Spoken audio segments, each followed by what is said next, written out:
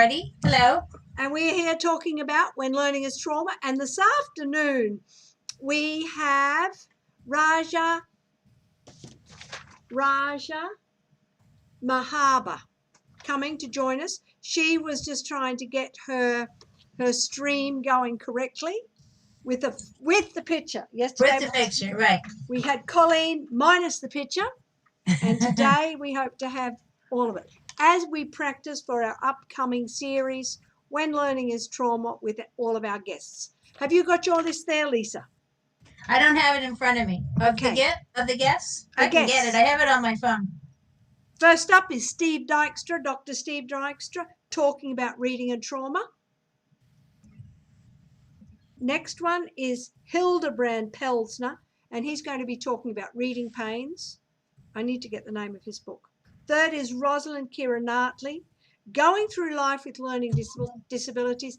Rosalind is from Ghana and only learned to read at 17. Then there's 21st of September is my sister Lenore, who is a psychiatric nurse who is dealt with a lot of stress, and she talks about the implications of stress on the brain. And then her topic is providing emotionally safe learning environments. And that's going to be a very interesting session. October 5th is Martin Bloomfield, another dyslexic who grew up non-reading, and listening to some of his videos is really quite heart-wrenching to me. Talking about when equality of opportunity became an opportunity for quality. Is Don Wynn before him? Oh, sorry. You can read Don. Yes, I've left him out. Oh, so Don Wynn, and his topic is learning to read is not enough for dyslexics. I've seen some of his short things on YouTube, so I'm interested to hear more from him. I don't know that I've got a short one of his on my playlist yet. I've got to look through. I heard it had a long one. But he also, had horrible times in school. So, and then we have Ashley Roberts, a mother from Houston. The cost of delaying diagnosis. We all talk about that. And then October 19 is Raja Marhaba, who is now hopefully going to join us today. And she is an advocate, what to do when learning is trauma. And yesterday we had Colleen Trelongo, the importance of advocacy to avoid trauma in education. Trauma is really disastrous. And finally, we're going to be talking to Dr. Neil Alexander Passay of personal and career growth following trauma.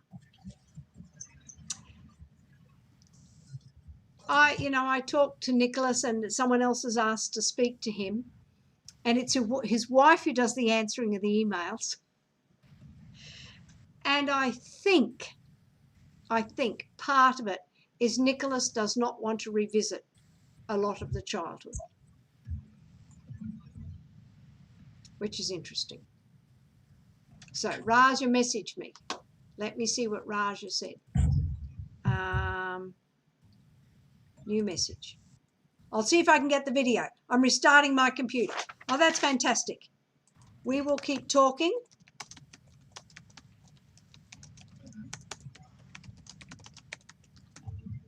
Until she arrives. So that's working for us. Okay, that's okay. So how did you come across Raja? I looked up some stuff on her also on YouTube, and her story looks very interesting, but how did you know about her? It was a convoluted connection. Move my picture. It was convoluted that I think I saw one of her articles, and then I saw she was on LinkedIn, and I connected via LinkedIn. And I just wanted to reach out to people who are in a similar position to me. And most of the stories are not my story. Most of the stories is of failure and continued failure in reading in school. Yeah. Now does she own a company? Yes. And do you know a lot about that? No.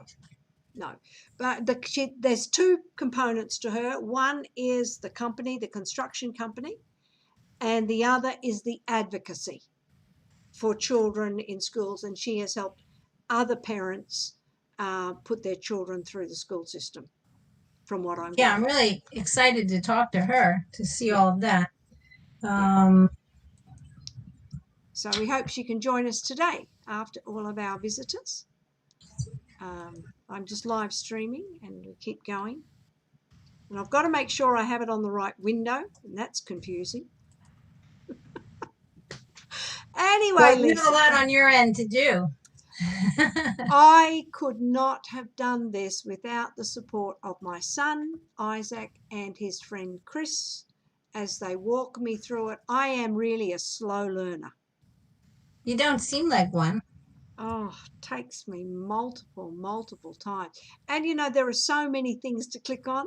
And my husband says, "And where's your checklist?" Well, I have a checklist. You've got to follow the checklist. And you've got to be able to comprehend it. And I want it to be quick, and you can't take it quickly. And then I get confused, then I get lost, then I lose my place. Well, it seems like you're doing a good job on it. I think it's good that we're practicing the tech because, when we have the speakers come real time, we want everybody to be set and ready to go. And not so panicking. Doing it beforehand. Yes. And I was going to tell you something, and what was I going to tell you? I know what I was going to tell you. I've set up an Eventbrite. I saw it. That's brilliant. So people register. They give us their email so we can remind them every week that we've got something on. So we've sold. It's free, but people have joined in, and I'm just waiting for more and more people to come. Yes, I saw that yesterday, and I started to share it with my friend list.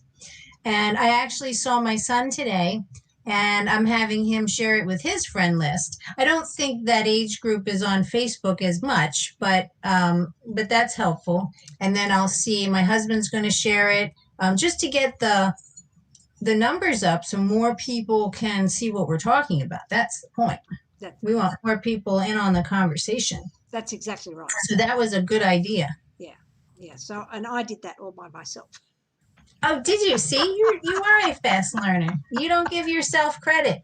I was listening to something today, actually, in fact, and they were talking about how dyslexic people and people that are neurodiverse in general, it wasn't just for dyslexic people, but they said that some people really beat themselves over the head, and they say things like, and you've mentioned, "Oh, I'm dumb," or "I'm stupid," or "I can't do that well." And that's kind of a shame that's not true. I know that's not true, and there might be some things that are harder for some people, but it's never true that they're dumb or they'll feel like an imposter. So I thought that sort of tied in nicely with what we were talking about today.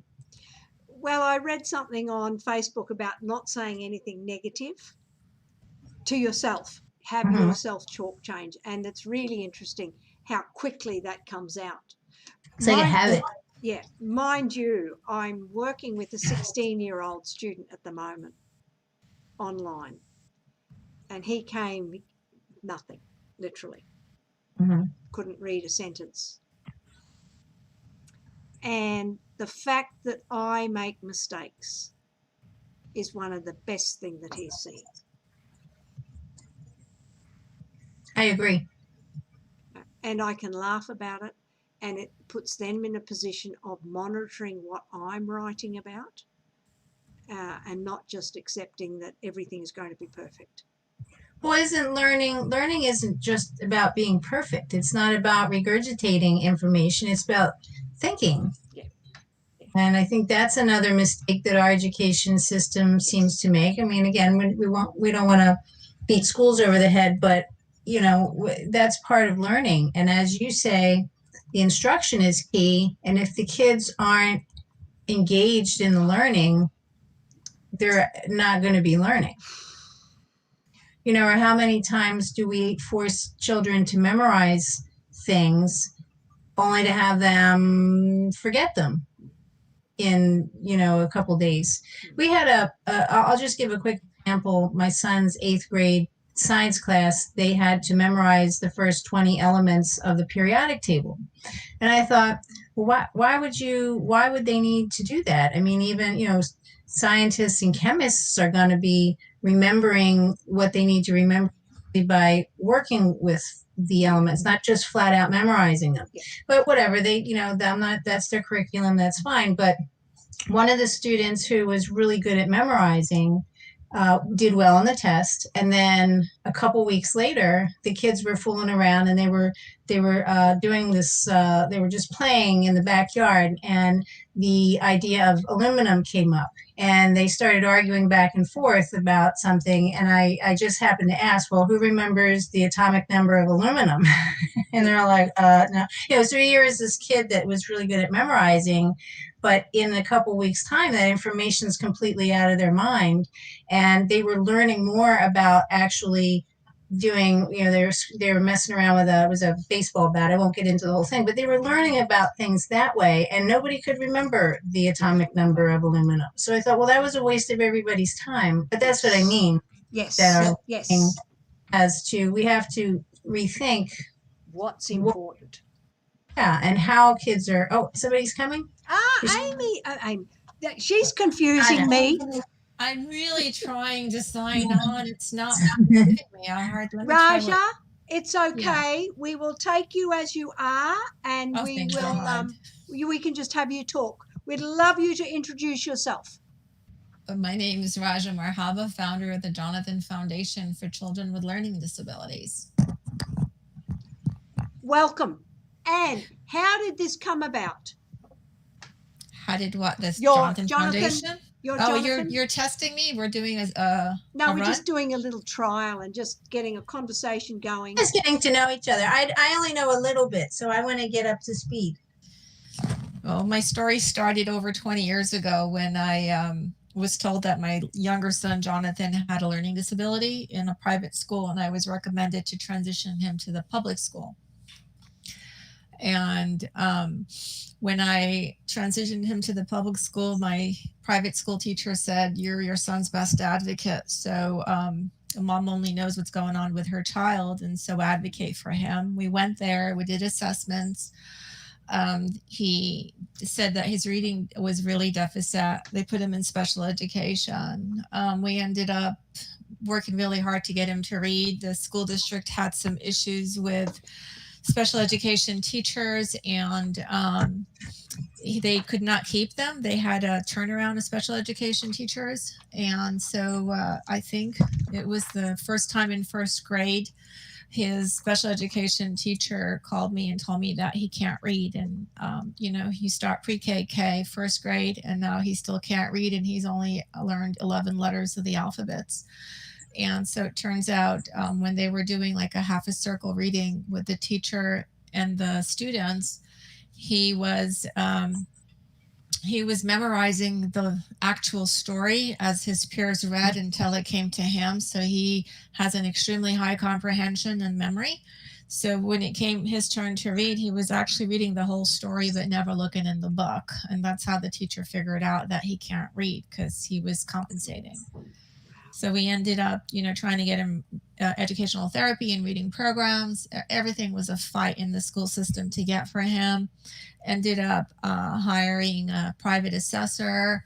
She told me that he's twice exceptional ADHD, learning disabled. His reading ability was, back then, was referred to as mentally retarded 67 standard score. That's what they used to say 20 plus years ago. It was not intellectual disability. These days it's referred to as intellectual disabilities. And so his IQ is over 145, but his reading ability was 67. So the discrepancy was extremely significant. And she said he was severely dyslexic. And that was the first time I figured out what was happening with him, and he needed educational therapy and intensive programs and remediation, and the school wouldn't do everything that he needed to do, so it forced me to initiate due process. So I ended up initiating 4 due processes for him. We took him out of the public school, put him in a private school. and smaller class sizes, better therapy. By the time I found an actual school that fit his needs, it took about a year or so. We were still in due process. He ended up going to the Frostick Center in Pasadena. It was an Ivy League school, $50,000 a year that LAUSD paid for, and he stayed there from that age until he graduated high school. So hundreds of thousands of dollars went into his schooling. My lawsuit was in the 7 digits. I'm an average mom, middle class mom. I don't have a money tree full of millions of dollars in my backyard. And while all this was happening, my other son, Omar Jr.'s teacher in the 4th grade says to me, this is all simultaneously. So I got 4 due process on one, and I'm starting another due process on my other child. And they said that he's having issues with comprehension. So we went and got him tested. He too is twice exceptional ADHD, learning disabled with vocabulary and writing deficits, but he struggles with depression. Wow. And so we tried to get him services. They gave him a 504 plan. They refused to give him an IEP. So of course we were going to lawsuit again.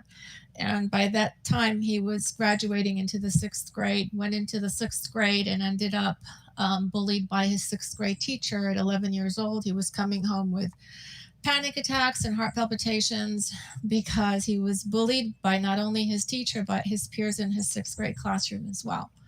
So I reported all this to the attorneys. I ended up recording every IEP, transcribing every IEP. I became a mini paralegal. That's why I said to Lois that I want to train the parents to be mini paralegals, because that's the only thing that's going to help them navigate this broken special education system when they go back to school and hold IEPs. Documentation is key. So my 504 child ended up going to 9th Circuit Federal Court. We started at the school level, went to the state level. State was a 50-50 split, and each attorney appealed to 9th Circuit Federal Court. That's how we got there from the state level. When we got to 9th Circuit Federal Court, the judge reviewed the case, called my attorney, my ex-husband, who was my husband at the time, into closed chambers, and says, although you have a really good case, I cannot rule on this case because it's a 504 case that would be converted into an IEP, making it case precedence and opening the floodgates for every family on a national level to use the lawsuit, the case precedence from your case, to use it in their briefs and their complaints for other families to give them an open door to have an IEP. So I'm remanding it back to the state, went back to the state, and he told the state judges, you made the 50-50 split, you decipher it and figure it out. State's judge conclusion was have LAUSD do another psychoeducational assessment, go back to the IEP, whatever the IEP dictates will prevail, whether you win or lose the lawsuit. So I start at the first level, climb up to 9th Circuit Federal Court. I'm talking hundreds of thousands of dollars in the 7 digits coming out of my pocket, marriage failing, business failing, kids on hold, stress beyond belief, financially, emotionally. And so we ended up going to back to the drawing board. We met with the IEP. They gave me a school psychologist who I did not trust because at that point, I'd been done so wrong. I didn't trust anybody from the district. And the school psychologist was trying to calm me and saying, she's going to do her best. But at that point, no, it didn't help me. I didn't trust. And so she did her thing. We went to the IEP. I had my son Omar with me. And to my belief, this school psychologist was actually advocating for my son Omar to have an IEP. And by this time, we are graduating high school 6 months early, last IEP for the entire duration of his education. So it just was delay, 8 due process for children. I didn't think Omar would be the 9th Circuit. I thought Jonathan would be the 9th Circuit, but Omar surprised me and turned out to be the 9th Circuit lawsuit. Long story short, after the meeting was done and the psychologist for LAUSD advocated for my son and got him IEP, means I won the case. I don't pay anything. I get services, 3 years of services with an escrow account for my son with money in it to help tutor him for 3 years of college, because now he graduated high school. So I asked the psychologist when the whole IEP was concluded, and I says, why did you advocate for my son? And she said, 2 years ago, my boss called me into her office and she gave me your son's school record. And she said, this child's been done wrong since the 4th grade, make it right. Mm. So then I said, and what happened? And she says, 2 days ago, my boss got hit by a motorcycle and died. I have a hard time talking about it. Anyway, she came so that she can make her boss's last wishes come true by saving my son, therefore saving a 7-digit lawsuit with 9th Circuit Federal Court. And that's how we won. And after that, the 3 years that money were put in account for my son, he had no desire to go to college, did not want to get tutored, didn't even want to work, ended up staying in his room gaming. He's super, super gifted with IT. So he was gaming and lost a lot of weight, didn't take showers, was very severe depression. Then he came into my bathroom one day and he had a wife beater on, and I haven't seen him with skin. He was all skin and bones. He was anorexic. And so I had a lot of problems with my ex because he did not understand special education. He did not understand what's happening with my sons. They have 145 IQ. He doesn't understand what a learning disabled is. Doesn't understand any of the above. Says, the kids are smart. What is wrong with them? They're lazy. And I fight him for them. And then it became, why are you taking my son's side over me? You're supposed to be with me against them. It was just a whole marriage mess. And then I finally reached out to a friend of mine in OC who owned a tech company. And I says, can you mentor my son? You don't have to pay him. Just teach him a skill. He doesn't want to go to college because of this whole history. So then he said, I'll mentor him on 2 conditions. 1, if he can't cut the mustard, he's got to let go. And 2, I want to pay him so I can reprimand him when I need to as his employer. And by the way, 3, our friendship remains the same no matter what. So I was grateful for that opportunity. And I told my son, if you do the drive from Chatsworth to Laguna Niguel, which is in the OC, it's about a 2.5, 3-hour drive each way for an 18-year-old by this time.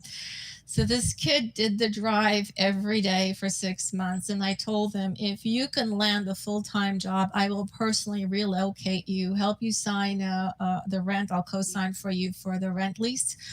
And I will co-sign to get you a car. And we could make this happen. And so it was 6 months later, they loved him. They made him a full-time offer. I relocated him. He became independent, held his own. He was there for 7 years. And within the 7 years, his FICO score was 800. He was paying his own bills. He bought another car without me. He changed his lease because he moved to another place without me. He didn't need me to co-sign on anything. This kid that the school wrote off became a success story without a college degree. And he hates college. And so he's online on the computer right now. He's learning to code gaming and create games and programs and coding. He's just, he doesn't have a college degree. He doesn't get paid for what his brain offers him, but he's got a phenomenal brain and he's a success story. And Jonathan went on to Mopar College and ended up dual enrolled in high school and college.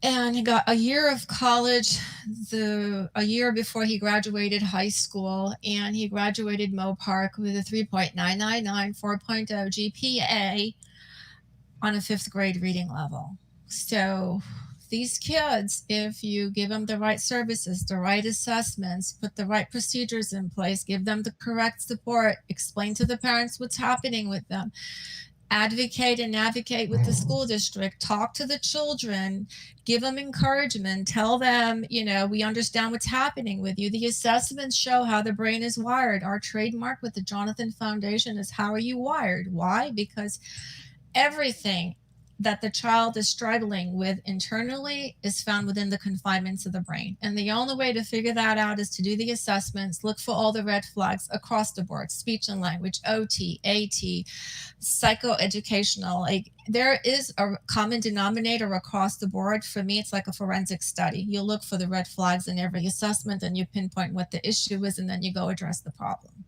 And so that's why the foundation was formed, because I did not want families to go through the emotional and financial burden my family did, and I did not want children to be sacrificed for a free and appropriate public education. And so I went and got educated. I formed a nonprofit, and during this time, my son's Jonathan was going for therapy, psychology therapy, because his self-esteem was shot. And so while he was having therapy with a psychologist, another psychologist came to me and called me into her office, and we started chatting. And within 10 minutes into the conversation, I looked at her and I said, "You're giving me therapy?" And she goes, "Yeah." I go, "Why?" She goes, "Because you need it. Yes. You're broken and you look like you need it." And I said, "Well, I'm so pissed off at the system and what they put my family through. I want to do something and I don't know what to do." And I says, "I was thinking of a nonprofit." She goes, "Just do it. Just do it. Don't think about it. Just do it." And I had no idea what I was getting into. I had no idea how to formulate a nonprofit.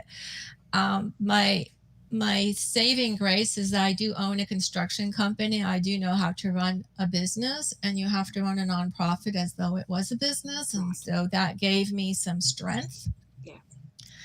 And then the foundation was formed, but it was formed in 2001. By the time I got through my lawsuits, the 8 years of hell, and trying to navigate what's happening with my children and my marriage problem and the business problem, now it was around 2013. And I would be advocating for families from 2001 to 2013 on my own, but just as a novice mom without really having the education behind me other than my own hands-on experience with my two boys. And so in 2013, I went to a friend of mine. I says, we need to do something. I need to, how do I start the foundation to really, build on it? And he said, "Well, go get a board, get 10 people you trust, and let's make it happen." And so I went, and every board member has a special needs child, or they're a special needs child of their, when they were younger and they've grown to be adults and they went through a whole bunch of turmoil on their own while they were in their younger years. And we're talking a whole nother generation. So we opened up the nonprofit. We had our first fundraiser in 2014 at the Peterson's Museum in Los Angeles.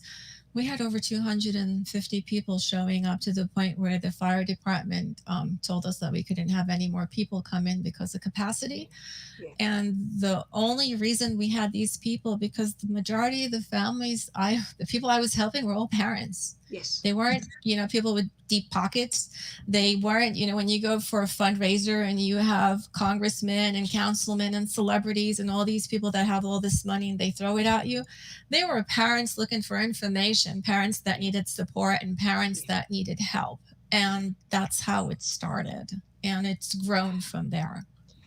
Raja, this is just, it's just an amazing story that you have to fight so hard and so long.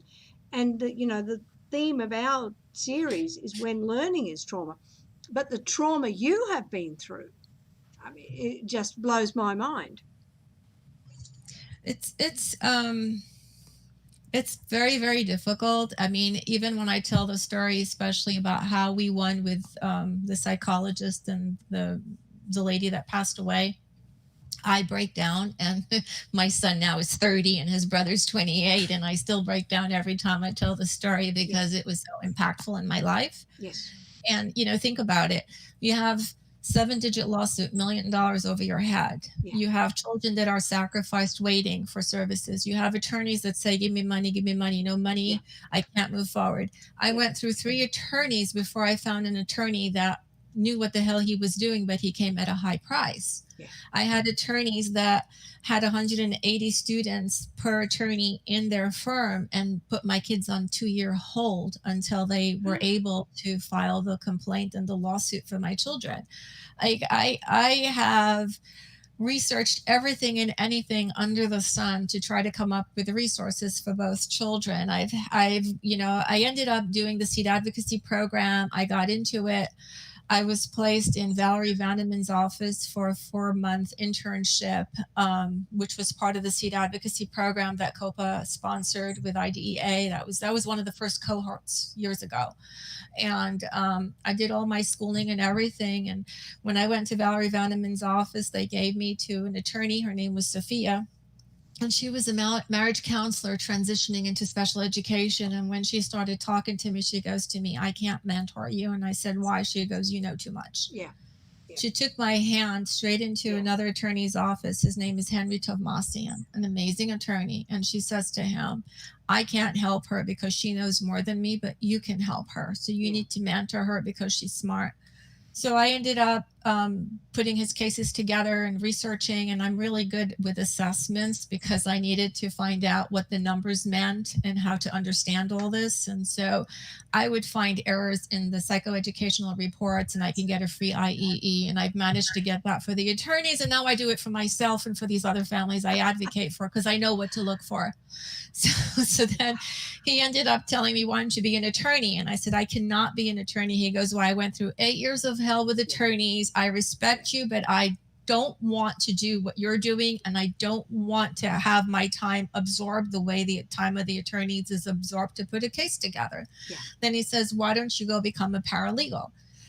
And I says, "Paralegal?" And he goes, "Yeah." He goes, "I can't pay you as an advocate, but I can pay you as a paralegal if you help me with due process cases." So I went to UCLA and I got my paralegal credentials, and I went back to him, and, he's helped me on a lot of cases. He'll do some pro bono for me. We'll get it on the back end with the school district. I work for free for him because then I know if we win, I'm going to have money coming in when we settle. And if we don't win, then it's a pro bono gift to the family. But we have had an extreme success rate. And the cases that I work on, I set them up for lawsuit purposefully because I don't know what the school's going to do. And I figured if it goes to an attorney, it just makes the attorney's life that much easier, and a 90% plus chance for the family to win. And so that's my story. I need an Excedrin after that. That's brutal.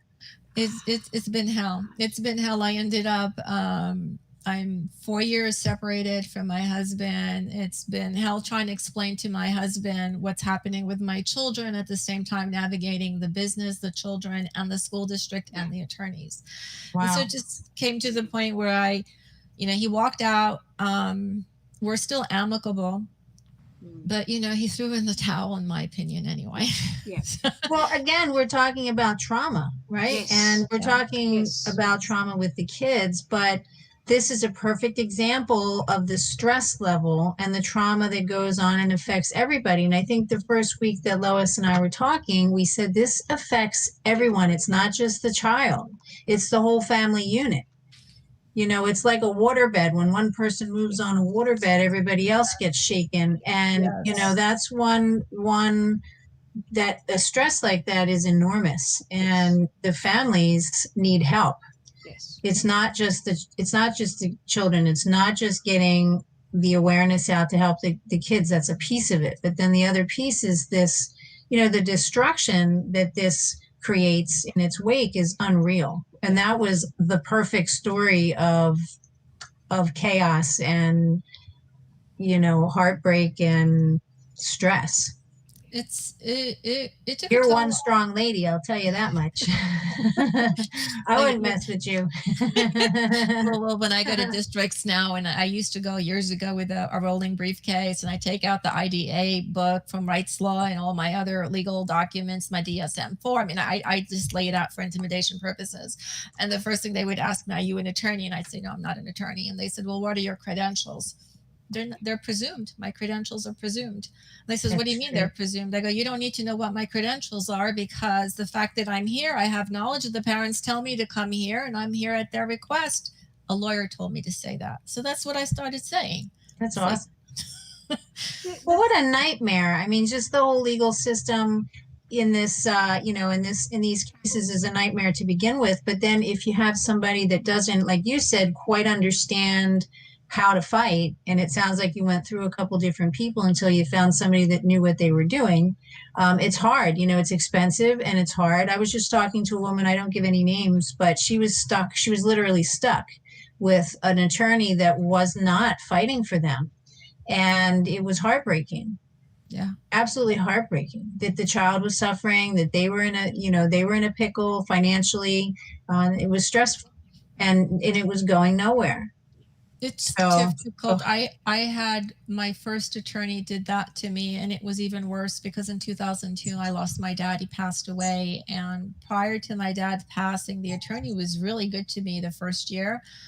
And I wrote a nice letter about her, thanking her for her support. And it was a year later, I'm telling her what's happening with my kids' cases, and they're on hold to find out it was 180 cases per attorney in her office, and so she delayed the cases and put my kids on hold. But I'm struggling with them at home, and so she ended up. I reported her to the board because I was so upset. I wrote a letter, and so she ended up writing a letter to me telling me that I should cease and desist of complaining about her to the board, and that I need to back off, or else she's going to pursue issues against me, wow. Claim against me. And I said, at that point, I had nothing left to give, and you say, I know you lost, she's in her letter, I know you lost your father, you're traumatic, you're going through all these emotions, you reported me to the board, it's in your best interest to cease and desist. And I'm thinking, how much worse can this get? Yep. Right. That's just, oh my gosh, what a story. So you're a nonprofit. What is the name of that again? The Jonathan Foundation for Children with Learning Disabilities, but we've expanded to beyond that, because when families come to see me, they have more than just learning disabilities, and then the majority have autism or Asperger's or Down syndrome or intellectual disabilities. I have children that have medical issues. I have one child, he can't sweat, so he can't cool his body down, so his life is threatened. I had a child, I think it was type 2 diabetes, which was the worst one or two, but like his life was threatened all the time. And so I'd have all these rare medical health issues with these coexisting diagnoses for these children coming to me, and they were not all learning disabilities. And I said, oh, well, I need to start learning and understanding. So, thank God there's Google. So I started learning and understanding what the medication was, what the diagnosis was. Is there a medical plan attached to the IEP? If not, why not? What are the procedures? What if there's a catastrophe in school? What do the school do for the child? What if the child dies in the school? I mean, anything is possible these days because the district staff is not that trained. Yes. Right. So now you're an RN and an MD on top of being a lawyer and an advocate and a parent and a therapist, and the list is going on and on here. But it's crazy, though. That's what it requires. It does require that. I end up giving one-on-one therapy to parents. They come in my office and they cry. Yes. And so that used to be me, right? That used to be me. I used to go and cry and didn't know what to do. And I have parents that come in on the verge of divorce. I've had parents that are divorced with their significant others. Imagine this, 4 of them coming to an IEP and inputting about the child. That's theirs and not theirs. And that was a catastrophe by itself because it was volatile between the 2 birth parents. And now they have their significant others. And so it just came to the point where I said, I got to go beyond learning disabilities because I don't know what's going to walk in the door, and I'm not going to turn anyone away. So the Jonathan Foundation has no walls, no walls of ethnicity, of religion, of color, of diagnosis, of eligibility. I don't care. The child needs help. The child gets help. End of story. Because a soul saved is a child saved. So yes. I don't, I don't want to discriminate. Are you overwhelmed with people? Now I get a lot of phone calls for families that don't know what to do with virtual learning. It's been a problem. I have an educational therapist that called me and says, I'm trying to do one-on-one tutoring for this child, and the mom puts a sibling next to him, but the sibling's on with the phone, playing. And somebody has to redirect the child, and I can't go through my screen to get the child to come and pay attention to me. And parents are overwhelmed with work or no work, or one income or no income, or a single parent or dual parents, but maybe two special needs children, two typical children. How do they navigate this? And then it's a catastrophe. And then I thought, I had a parent that forwarded me an email from a teacher, and the email said, look, I know your child needs help, but I can't give your child one-on-one. I have 200 children that I need to teach, and I don't have the time of day for your son. And by the way, I'm not obligated to do virtual learning. And I didn't know how to react to that, and then I had to think, we're doing COVID. You have the MLB going on. You have, our world is in a crisis mode right now. And I don't know who this teacher is, what her personal issues are. Maybe she has no income, one income. Maybe she has special needs children, no special needs children. She must have her own issues going on. So I cannot treat them the way I was before COVID, where I can go in the school district in an IEP and slam them and say, here's what you have to do, and here's what we need to do. And so I had to take a step back and think outside the box and say, okay, how do we collaborate? The school districts and the parents must be aligned, and the enemy is COVID, not the parents and the school district. And the school district has to come up with a strategy to help the parents so the students don't lose education, right? They don't have a lack of progress. And I don't know what that magic formula is for the school districts, because we're dealing with budgetary issues. We're dealing with IDA 2004 that does not correlate with the budget issues that the schools are dealing with on a national level.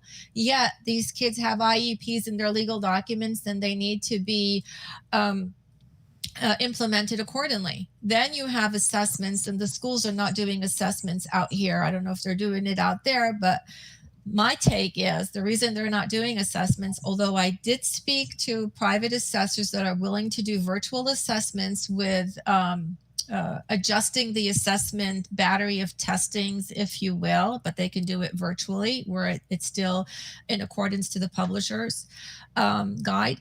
And I said, well, if the school's not willing to do the assessments, it could mean, in my opinion, well, if you have an assessment report, you have a summary, you have recommendations, and you have diagnosis. Now, if there's deficits, the school has to implement services, placement, and support.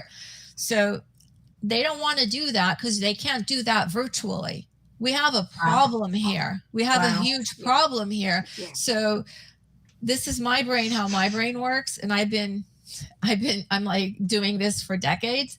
And so I'm thinking, if the school districts don't assess because the assessments drive the IEPs, then we're putting all these kids on hold. The parents are struggling more with them, and we don't know what the issues are because we don't have a report to tell us what's going on with the child. I think it's a delay tactic not to provide services, because if they provide services, then they're obligated. If they do an assessment, they're obligated. So the best thing to do is say social distancing, virtual learning. We can't do this. So assessments are on hold until we have in person, and we may not have in person for another year. Yes. Wow. That's, it is a nightmare. Yeah, and the school district I'm here close to, they just canceled all the reading teachers. Yeah. Oh, and then there's another issue. I've been teaching my parents how to be mini paralegals.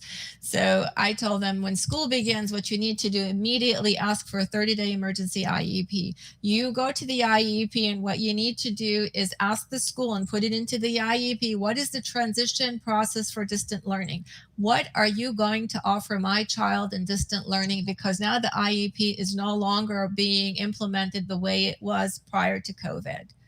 And that has to be written into the IEP, because if there's loss of learning and you don't have a clear path of how this school district is going to teach your child, Houston, we have a big problem here. We're going to have illiterate children. Yeah. Yeah. And You can't teach them. Yeah. Right. Yeah. Wow. Raja, this, so this session, did you want to say something, Lisa? No, I was just going to say I feel pretty blessed at this point because my youngest son is at AIM Academy, and their learning plan is pretty decent. And I now don't have to stress over that situation. So, I mean, it's not perfect, but it's at least way better than what other parents are dealing with. And so just hearing all of this it's a nightmare. I had a parent, actually, a friend of my son's parent went to Vegas. They have a vacation home in Vegas. And I guess she was walking her dog and met another parent, and they were talking, and this parent was having problems with her special needs child. And the child is MOD, modular orthopedic disability. And school was not helping them at all. And so the parent spoke to her son, who spoke to my son, Jonathan, and I got the number of this parent from Las Vegas. And so I called the parent and I says, how can I help you? And she goes, oh my God. And she started crying. I went to your website. I saw your video. I can't believe it. We need the Jonathan Foundation in Las Vegas. They're criminals out here. Clark County is criminal out here. They're not doing anything for my child. And it's a catastrophe. There are school districts that are doing what they need to do, like what you just said, and there are school districts that don't want to do it. And then you have teachers with independent issues and challenges within their own lives. You have great teachers, and you have teachers that shouldn't be teaching. So how does the school monitor all this, and how does the school provide help for the families and reprimand the teachers if they're not doing it right? So, I don't know what the answer is. I came up with a 30 item tip for parents. I wrote an article for Ariana Huffington, Thrive Global. And it's 30 items, 30 tips, what parents need to do now. And it's all about documenting, recording, videotaping, asking them what virtual therapies are available. The school's going to have to offer that to the families. The families aren't going to know. And just document, do a log, do a date, do every day, videotape your child being taught, on the screen virtually. I've had parents that told me they put a YouTube something for the child. They don't even teach the child. The child's looking at a YouTube instead of the teacher teaching the child. So it was a YouTube session of whatever topic.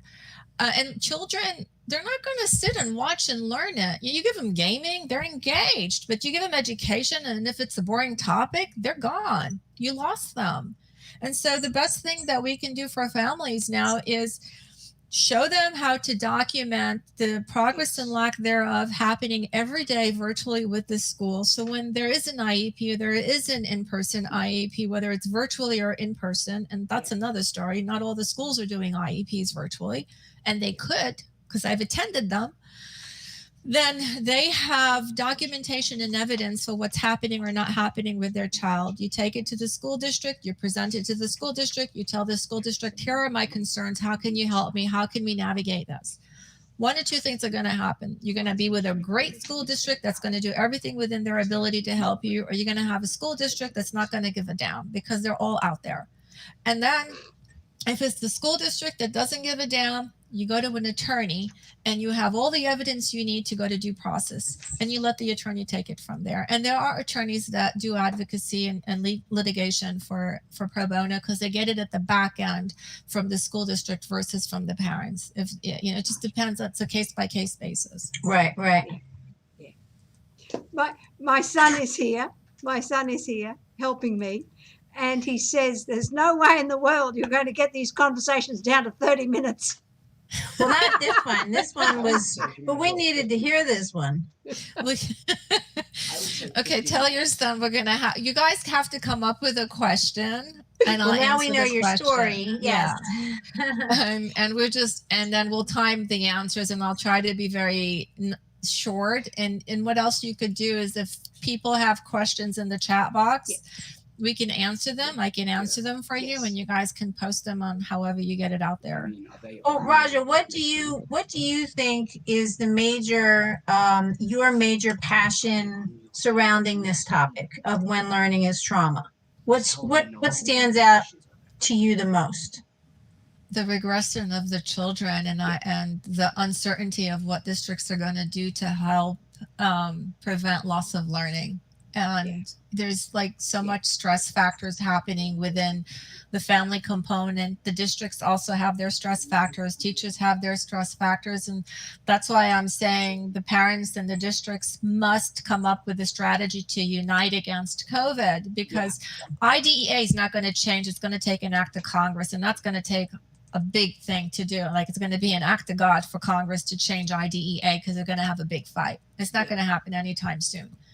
So we know the issues. Now, why can't the school district work with the parents and try to get them as much as they can within their ability, considering the circumstances, versus not giving them what they can, and parents going to due process and forcing the school to do what the school needs to do? Why can't we have a meeting of the minds? Well, we didn't have that before COVID.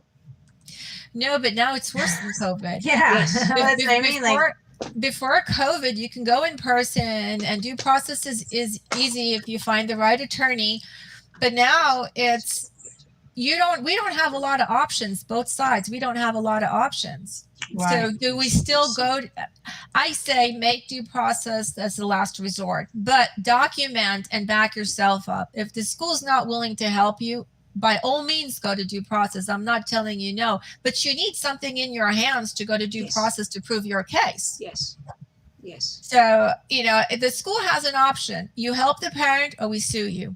There's no it's no gray area. It's black and white. We're trying to collaborate with the school and not create a catastrophe, because the school's going to be overwhelmed with assessment requests, IEP requests, 30-day IEP requests. You're talking millions of students. Yeah. And the lawsuits, if it comes out, I don't think the school districts can afford to pay their attorneys to do all this, and to pay the assessors to do all this. They don't have enough manpower to do all this. So do we have a civil war within the school system and the parents, or do we try to have a meeting of the minds? Do we want to create what's happening in the world we live in now, which is horrible? Yeah. Well, the beauty of what we're doing now is that this is available, and that people can watch and hear your story and hear the background of it to even start with. And I really like that. So it's just another platform.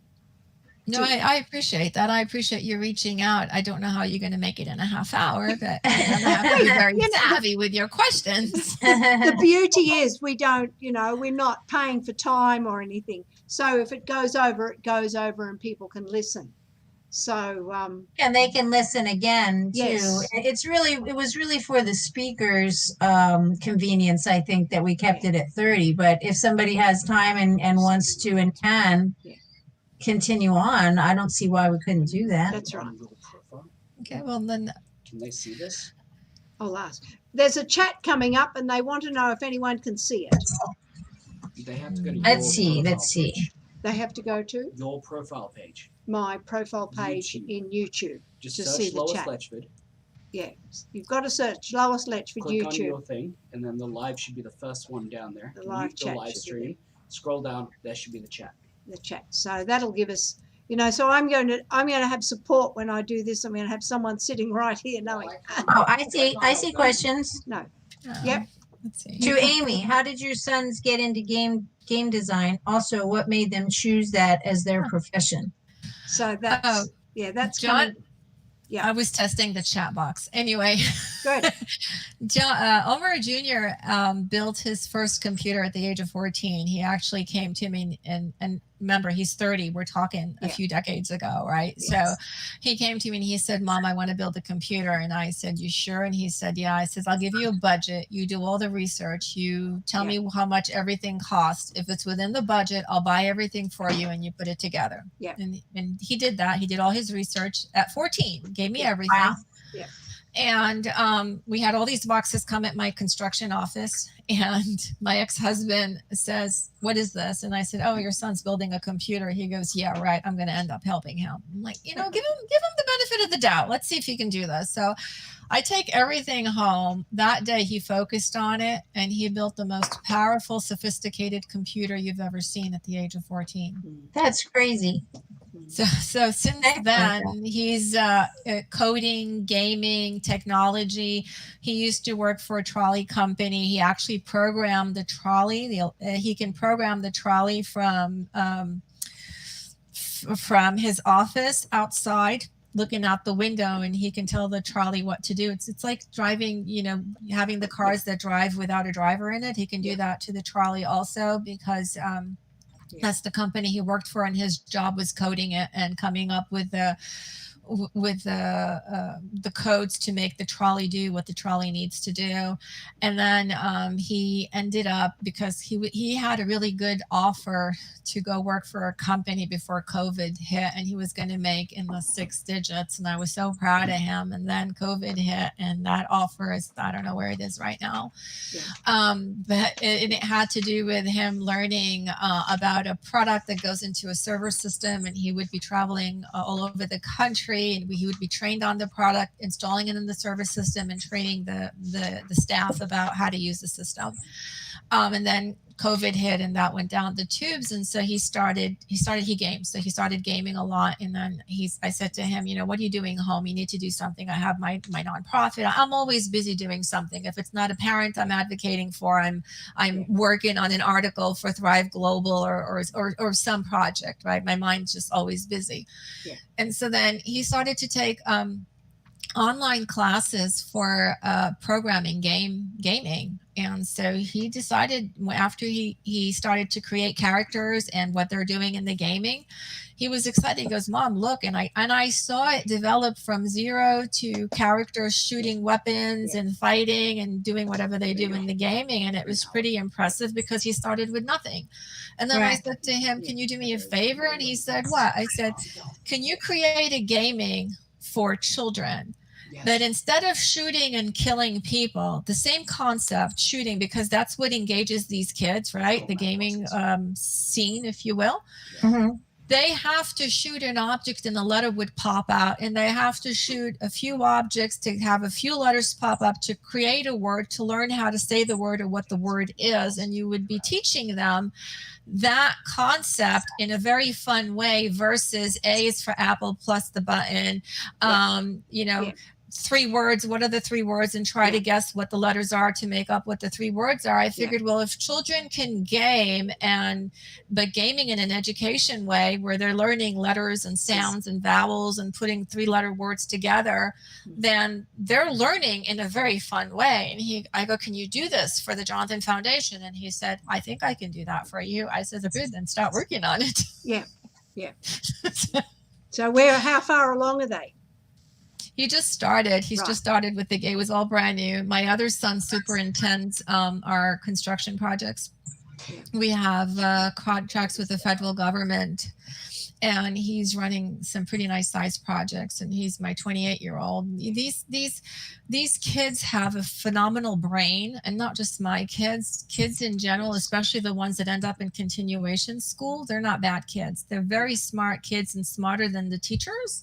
And I think the teachers get insulted because these children, when they speak, they make sense, and the teachers have a problem with these children making sense when they speak. So they get reprimanded for being, mouthy or defiant, and so they end up having a record. And I think it's a crying shame for you're wasting a life by throwing them in continuation. Maybe that child was never assessed and see, is there something going on that was not identified that's causing the child to behave the way the child is behaving. Right. Yeah. I totally agree. So the other thing I'm working on is I'm trying to get with I tried to get with LAPD out here before COVID hit. Yeah. Because I wanted to assess juveniles before they turn 18 in prison, whether they're on probation and minor. They could have a minor offense, or they could be on probation, but they're still at a problem with the law. These juveniles either are victims of circumstance, born into a difficult family, born with a good family that is very strict and end up on the streets to meet the wrong people. The situation, there's a lot of variables involved, and they end up in jail. But they're really good kids. They're not bad kids, but now they have a record. Yeah. So why not tap into the police department and get these kids, get them assessed, and see if they have, a detention record. Are they in trouble with the principal in school? Are they failing grades? Like, do a background history and find out what may have caused them to be there, right? They may not be special ed kids too. And if they are special ed kids, and we know what fell through the cracks. If they're not special ed kids, then let's find out what's happening with them. And the only way you can do this is through assessment. So I told the police, I says, why don't the foundation assess your juveniles? And he says, well, I have 355 for them I would love to give you in our jails right now as we speak. And I says, well, do you have the funding to help me? I can get you the assessors and we can go on to this. And he says they had a program where they were going to get funding, and he wanted to work with me, and I was going to get the Department of Rehabilitation involved, the school police involved, LAPD involved, my nonprofit involved, and maybe another nonprofit, so we can all kind of have a brainstorming session and see if we can build it from there. Well, let me know, because I'd like to get in on some of this. We're trying to do some work around here, and one of my my personal story is surrounding some of that, where my middle son had he was truant a lot, and here I didn't know that he was struggling the way he was. And again, we've talked about the mom guilt. I've got plenty of it, but he didn't know, and he was a kid that completely fell through the cracks, completely. And so, yeah, I agree. I think that's a big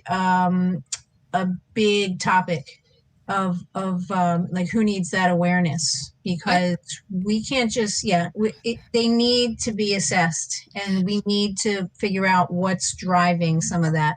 It's beyond, I'm a business entrepreneur person, so my mind works in a business mode. Okay. Advocates are awesome, but advocates, and I'm an advocate too, but advocates, if you don't have the business experience behind you under your belt, then you're just an advocate helping a parent to do the IEP and to go to the next parent and do the same thing over and over again. I like to think outside the box.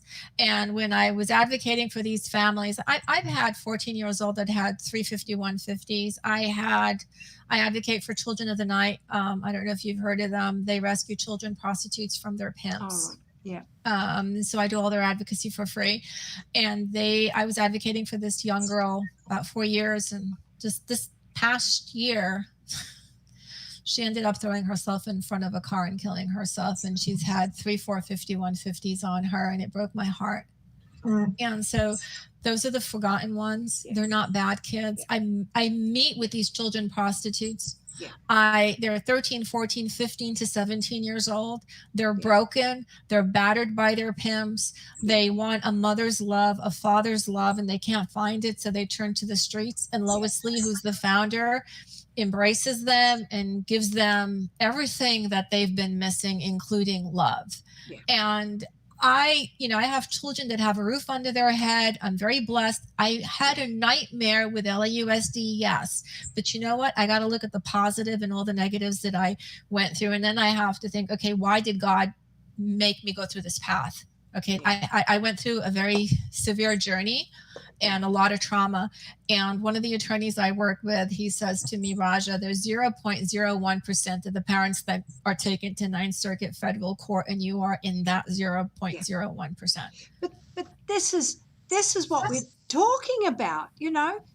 That's where you are. I'm on the other extreme of having this, incredible journey of 4 months changing my son's life. But the difference and the number of people that get to where you and I get with our children is staggering, because the vast majority are falling through the cracks because Absolutely. We want kids to be normal.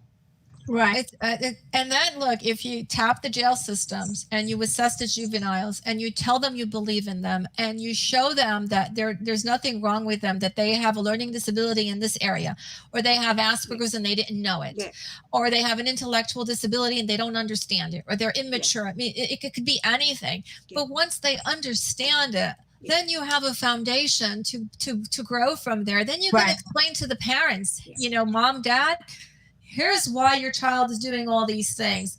And then healing can start. You might need psychologists, therapy. You're going to need a whole bunch of stuff put into place. but nobody wants to pay this big ticket. It's a lot of money for mental health illness, for assessments. And if we can get them out of the jails, then God, we could save money on 355 students in LAUSD and LAPD jails as we speak right now. You get the 355 out that the police was willing to give me to assess, and I'm praying for God to send me a tree of money to help them, right? Yeah. And then, they can do something positive in the community than to hate the system and turn into a criminal because they're 18 years old and they're still in freaking jail. And what did we do? And then we cry when we have MLB and you see the protests and the riots. Yeah. Those kids could have been those children that I'm talking about because nobody gave a damn, because you look at them in their background and you say, oh, they're criminals or they're bad kids. Are they?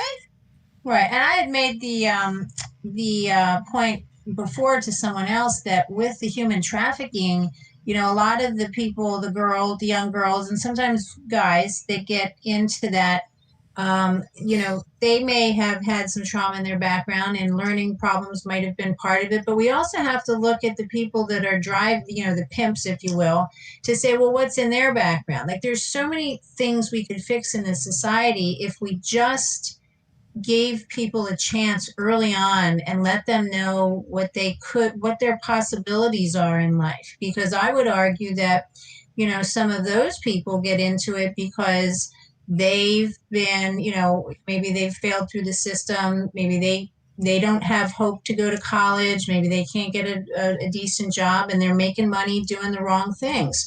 Maybe they've been embarrassed in school. Maybe they think that that's a way to get some respect in the wrong way. And I would make the argument that a lot of our problems in society really could be cut down if we, as you're saying, identify these kids early on, and just in general across the board, let people see where their talents are and see and let them know that they're important people from the beginning. Don't let them fail like this. Don't let them just flounder and not know what to do in the system. And again, that's one of the reasons why we're doing this whole series. But we've hit a lot of real heavy stuff today, ladies. Usually we end laughing and giggling, and now we're kind of like, oh boy, that was heavy. It's the elephant in the room. It's what nobody wants to talk about, and the reason nobody wants to talk about it because it's attached to money. There's a cost involved. Yeah, I agree. I'm not going to argue that. So I'm about to going public with all this crap and saying, let's go to juvenile, let's help the juveniles. As a matter of fact, I just was provided an opportunity to write a proposal for L'Oreal Paris Women of Worth that wanted to know what am I doing for the social issues we're having. So I gave them that whole proposal about juveniles, and then I ended up, one of my board members met an organization called Defy Venture, and they're adult prisoners that are reformed and they're out of jail. And we're going to see if we can collaborate on a level where they can mentor the juvenile prisoners and show them, if you continue on the track you're working on, you're going to turn like me. Thank you. That's awesome. Go for that full steam ahead. Yeah. So, I mean, I have a lot going on. I mean, I don't know. I have this drive inside me, and I think it's about collaborating, partnering with organized. One person cannot do this by themselves. This requires a huge collaboration amongst a whole bunch of people. Have you gotten? Are you connected to any of the dyslexia organizations like the IDA or the Decoding Dyslexia people? Any of those folks? Only online. I haven't really communicated with them, like online as a resource. I just wonder, because there's so many of us out here doing so many things, and it's like if we could all come together and really move this train forward in an organized fashion, we wouldn't be having these fights for decades. That it's just that, I think that part of it is the awareness that we really have to bring out the awareness so people understand what's happening, since it's been so shoved under the rug, as I like to say. But I feel like there's so many of us out here, and just little pods of parents here and there going through their own personal hell. It's so painful that it would be best if we could get everybody together and really, make an impact and stop this because it's been going on for decades. It's going to take exactly what you said, parents and organizations, corporations, sponsorship, to make this happen. One, I cannot do this by myself. I have a huge vision. I know exactly what I want, where I want to go, but I'm going to need money to get there. Yeah.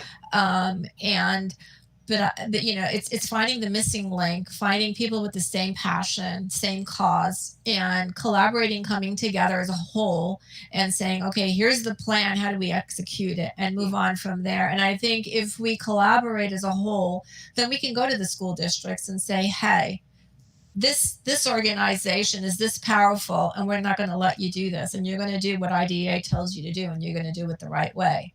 Right. It's there's what other choice do we have? They say, oh, IDA is not fully funded. That's what I get here, LAUSD. We don't have the money. What do you mean you don't? You took me to Ninth Circuit Federal Court. I spent in the millions to get my kids elementary, middle, and high school education. My son Jonathan has an Ivy League education by a school that you private parents pay $50,000 a year. Why? Why can't you districts put this in a program for dyslexia or a reading program and help the students? Why are you taking me to court and spending your legal funds? I'm spending my legal funds so that I can have my son have an Ivy League elementary, middle, and high school education? Then we have a discussion on how we have to teach reading, and then we get back to a program, and then children fall through the cracks again, and we're back to why didn't this work? It's really difficult. I think we have to do it in baby steps, and we have to do a pilot program and see because that's my idea with the juvenile program. I want to do a pilot program out here, and then I want to do the Jonathan Foundation movement nationally across the nation. Yes. That's my big vision. Yes. I love the idea of a pilot program because we know what's required to teach children to read. We know it cannot be prescriptive. We know children have to be involved and actively involved in their learning. And I think that's the component that we've absolutely forgotten at many levels. Anyway, don't get me started on that. However, my son is saying, you've got to answer the chats. I see them. Oh, we have to do that now? Yes. There's what's in the chats. I only know how to send. How do I answer? How do you get your sons into now? And of course, the answer's not simple. How did your sons get into game design, and what made him choose that profession? So we answered that one. Good. To Lisa, what do you do differently for your children? Well, for my youngest son, he goes to AIM Academy, so I don't have to do anything. Now, that's not true. But we did. We had to fight for him to go there. And my middle son, I am struggling. We're struggling as a family to get him to a place that he needs to be mentally and professionally, and it's been a nightmare. But we are on that journey. And again, I know Amy had mentioned, what's that? Raja. Yeah, Amy Raja. Amy's my construction alias. Raja's my special education name. That's my given name. You had mentioned, I forgot what I was going to say. Journey with your son. Oh, yes. You mentioned God. And I really feel that God has a plan for myself, my family, and there's a reason we're going through this. So we'll get there. But I'm just, the thing that I am doing differently for my sons is talking about what dyslexia is and talking about these things, and then not focusing so much on the what we can't do, but let's think about the what we can do. So that's what I'm doing differently for my kids. That is fantastic. Thinking about what they can do. Mm-hmm. Raja, you have a phenomenal vision. We've got so much to say, so much to do. I just love this conversation. Well, thank you. It's life. I always have to look for the positive in every negative, and believe me, there's negatives happening every day, and I don't allow myself to sit and dwell on the negative. I got to pop out of it and figure out, okay, what am I going to learn from this negative, and how do I turn it into a positive? Yeah. That's it. Tell me about it. Well, look, I have to go. I have to go. We can work on getting your video. make Video. sure We that- should do a video test before the event so that we can work it. I can certainly do that. We'll set up another time to do Yeah. it and just make sure it all works. Because one of the reasons we're doing this is not, to not only give people background, but so Lisa and I can really work with the technology. And that's the big deal. Well, thank you. Thank you both. Thank you, Raja. Thank you, Lisa. And we will talk to you again. Lisa, are you coming Monday or not? Yeah, no, wait, and Monday, Monday and You're Tuesday working. off. Is- right, Tuesday night, we're doing with Yeah. your Sister, sister. So Yes. Monday, no. What Monday. about Wednesday? Monday, no. Wednesday. Monday. Wednesday, I'm talking with Martin, and then Thursday we've got, I'm not sure. Someone No, I got, thought- that. No, I thought Thursday. I thought Thursday you're, talking with Martin. oh, email. I've blown that. I've got to What? change that. I've got a lot of things on Thursday then. You're Well, doing it by We'll yourself. chat. Okay. Well, thank you, Raja. Thank you for all that you've provided. And people can find this chat on YouTube Live, and they can listen to it all in full. Through your channel, Yes, on my channel, Lois Letchford. Lois Letchford. What else? Got a coach there. You have to practice, I have a practice, coach. Lois. Yes, on my channel, Lois Letchford. I'm going to say loisletchford.com, but that's not right either. No, but that's your website.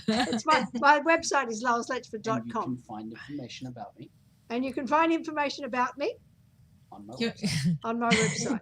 And, You and Raja, yours Yes. is the Jonathan Foundation, so they can find you by Googling the Jonathan Foundation.